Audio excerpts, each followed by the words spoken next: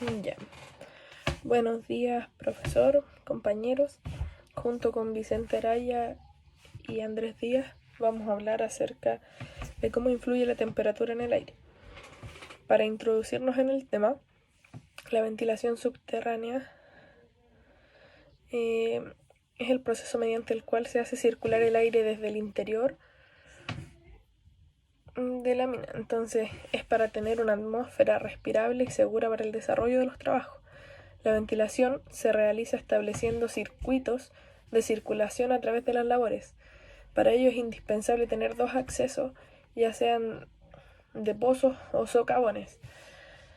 Se pueden definir como el trabajo realizado para lograr el acondicionamiento del aire que circula a través de las labores subterráneas. Su principal objetivo es proporcionar un ambiente seguro, saludable y en lo posible que sea cómodo para los trabajadores. Bueno, en este trabajo veremos cuáles son las variantes que pueden influir en la temperatura al interior de la mina. Veremos cuáles son los principales factores que afectan a la temperatura y qué riesgos pueden traer a los trabajadores. Ya, ahora entonces veremos cuáles son los factores que influyen a la temperatura en el aire. Uno de estos sería la temperatura del exterior. Depende mucho de la estación del año y también si estamos de día o noche. La temperatura del aire exterior debería andar en orden a los 5 grados Celsius, que sería el ideal, para evitar congelamientos del agua en las galerías de ventilación, ejerciendo el efecto a los reguladores. A veces es necesario calentar o refrigerar el aire, para lo cual concurrimos a la siguiente fórmula, que es la que está proyectada ahí en el PPT, donde se nos muestra las calorías necesarias para calentar por kilos de gas desde la temperatura inicial a la temperatura final, que esto sería igual a los kilogramos de gas a calentar en el aire por el calor específico del gas, y esto por la temperatura final menos la temperatura inicial. Esto nos quedaría en una presión constante.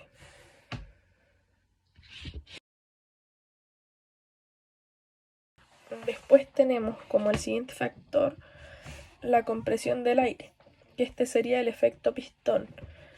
Para considerar este efecto se utiliza la siguiente fórmula, que sería T2 es igual a T1 más P menos 1 dividido P por R, y esto por H, donde R vendría siendo la constante de gases que serían perfectos para tener un aire seco, que esto vendría siendo, para luego reemplazar, 29.27. Esa P pequeñita es un 1.41, que vendría siendo el índice adiabático. Esto, si lo reemplazamos, quedaría entonces que las temperaturas secas, que serían T2 y T1, en este caso T2 sería igual a la temperatura seca T1 más el 0,0098. Esto por la profundidad o la diferencia de las cotas, o también podría ser la temperatura seca T2 sería igual a la temperatura seca T1 más el 0.0054 por la profundidad o diferencia de cotas. La temperatura aumenta en un 0,098 grados Celsius por cada metro de profundidad. Por tanto, por 1 grado Celsius serían por cada 100 metros de profundidad. Esto quiere decir que a 1000 metros de profundidad se tiene un aumento de la temperatura por este concepto en 10 grados Celsius.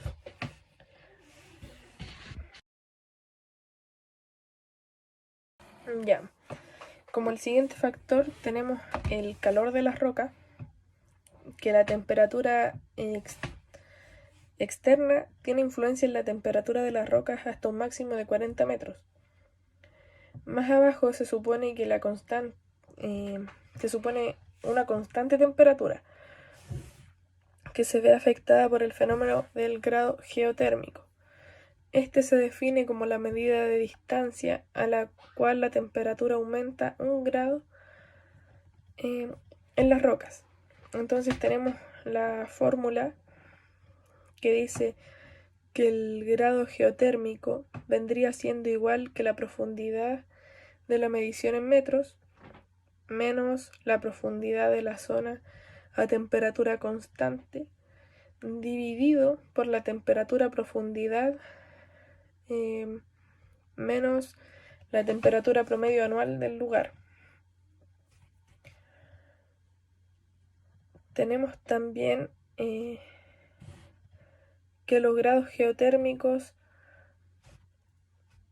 por ejemplo, en los tipos de terrenos como bituminosos y el otro es el petrolíferos, que vendrían siendo con un grado geotérmico de 10 a 15 metros. En los carboníferos vendrían siendo 30 grados geotérmicos para 35 metros y los metalíferos vendrían siendo 35 grados geotérmicos para los 50 metros.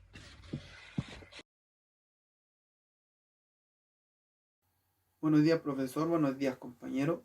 Mi nombre es Vicente Araya. Yo les voy a hablar sobre los procesos endotérmico y exotérmico. Bueno, tenemos que el proceso endotérmico es la temperatura interna y el proceso exotérmico es la temperatura externa. Bueno, estos procesos químicos se pueden citar todas las oxidaciones, como son la oxidación del carbón, que es de un 80 a un 85% en el total de la minería de carbón.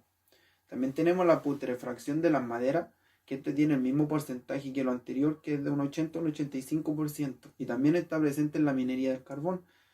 También tenemos la oxidación de la pirita, que esta es los sistemas de relleno con sulfuros pobres. También tenemos la evaporación del agua, que es un proceso endotérmico que compensa la elevación de la temperatura de los procesos exotérmicos. Es importante también recalcar que este tipo de enfriamiento no es deseable en ninguna manera, ya que las consecuencias del aumento de la humedad relativa vienen siendo también que las condiciones mineras pueden hacerse insoportables. Tenemos que el metabolismo del individuo, viene siendo el hombre, libera 100 a 450 kilocalorías por hora en reposo vigoroso. También tenemos que las voladuras tienen de un 0,75 kilogramos por caloría por hora. Tenemos también que por tonelada de producción mensual, parte del calor es absorbido por la roca. Tenemos también que las lámparas de carburo tienen un 200 BTU por hora, y la seguridad es poco más, es como poco inferior a la seguridad, es poco menos. También tenemos la combustión interna de los equipos, los generadores y las luces de los equipos. Otro punto también tenemos como los movimientos de las masas rocosas, que viene siendo la fricción. Tenemos la pérdida de las cargas de producción del flujo de ventilación, y esto viene siendo por pérdida por fricción y por choque. Tenemos las cañerías de aire, de aire comprimido, y las cañerías de agua. La velocidad del aire en galería es un importante factor que influye sobre el confort personal. Tenemos que tener en cuenta que un trabajador no se siente bien cuando el aire está tranquilo. Generalmente su rendimiento aumenta a medida que aumenta la velocidad del aire, por supuesto de una forma lineal. De hecho, por arriba de los 5 metros por segundo no tiene influencia en la práctica.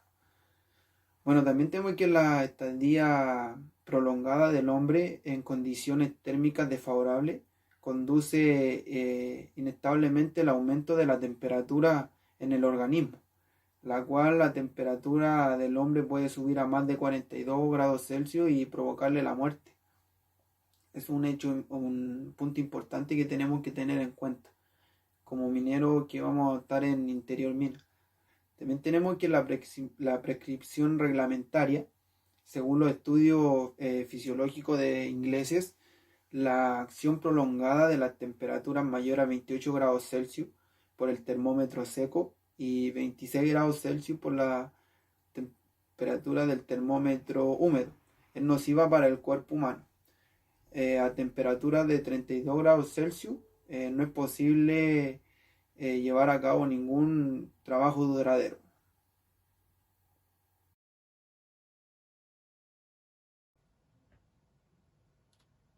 Muy buenos días, compañeros y compañeras. Mi nombre es Andrés Díaz y continuaré la presentación de mis compañeros. Seguiré con los factores que influyen en la temperatura del aire. Punto 5. El aire en la mina. El aire atmosférico normal consta de 21% de oxígeno y 78% de nitrógeno. En volúmenes que contienen además gas carbónico, gases raros y vapor de agua en porcentajes variables.